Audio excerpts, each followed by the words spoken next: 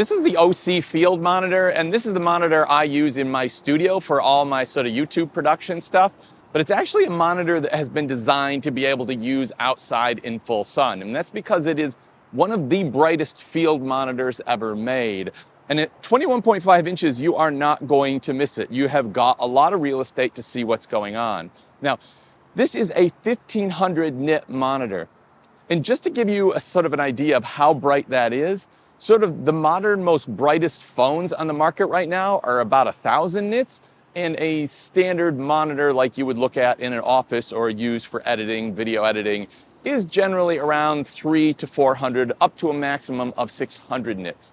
So this monitor is 3 times brighter than the average monitor that you would see in your office. And as you can imagine, if you took one of those monitors outside, you would not be able to see the image at all. So this is designed to be able to go outside and be used on site in full sun and be able to still see the image because of the brightness. Now the monitor does come with a hood, but in every possible situation that I can conceive of, you're not going to need that because the monitor is just so bright. Because of the camera's limited dynamic range in sort of high sun situations like this image doesn't actually represent how bright this monitor is to the human eye in real life.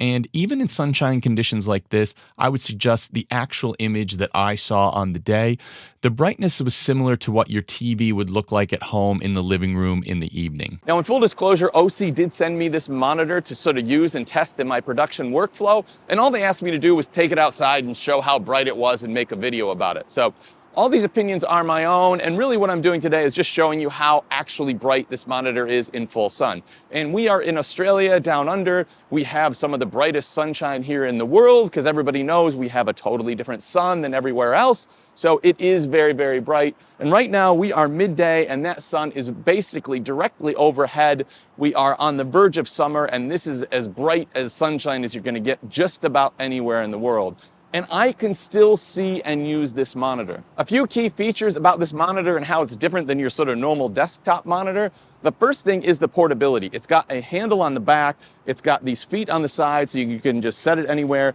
but on the back it has the ability to mount it on a stand. So I've got it on a light stand right now. Normally in my office, I have it on a C stand, so I have a boom coming down with my microphone or overhead camera, and then I have an arm coming off that I've got the monitor on just off to the side so I can see what's going on. But it is designed to be hung on either a light stand or generally a C stand. And just talking about the portability and the ability to travel with this monitor, it does come with a foam insert, which is actually designed to go into a specific size Pelican case. So in the box that ships, it comes with this insert. If you've got that size Pelican case, you go out and buy that size Pelican case, you just take the monitor and the whole foam insert it and you drop it into the Pelican case, and now you have a custom-made foam molded Pelican case setup for the monitor when you're traveling. This monitor has a range of different ways that you can connect it to your camera or system. You've got one HDMI, you got 2 SDI, and you got 1 CVBS. You've also got 1 SDI out, so you can feed that through to other devices if you need to. Now the monitor can be powered in 3 different ways. You've got AC, you've got DC, or you've got battery. And the battery just is what makes this thing so versatile for me. And right now I've just got a V-Lock or V-mount battery on the back of the monitor, and that's powering the monitor.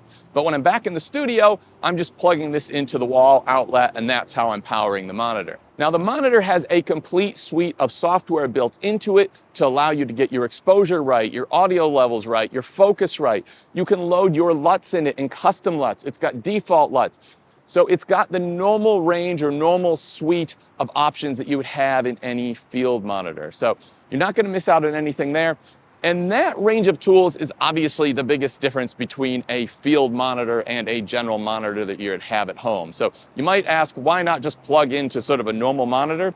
It's because I have all these tools to make sure that I am getting my exposure right, my audio levels right, all of those things, my focus right.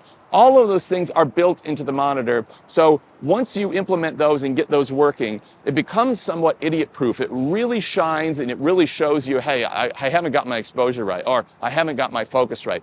That is really going to stand out when you're using a monitor like this.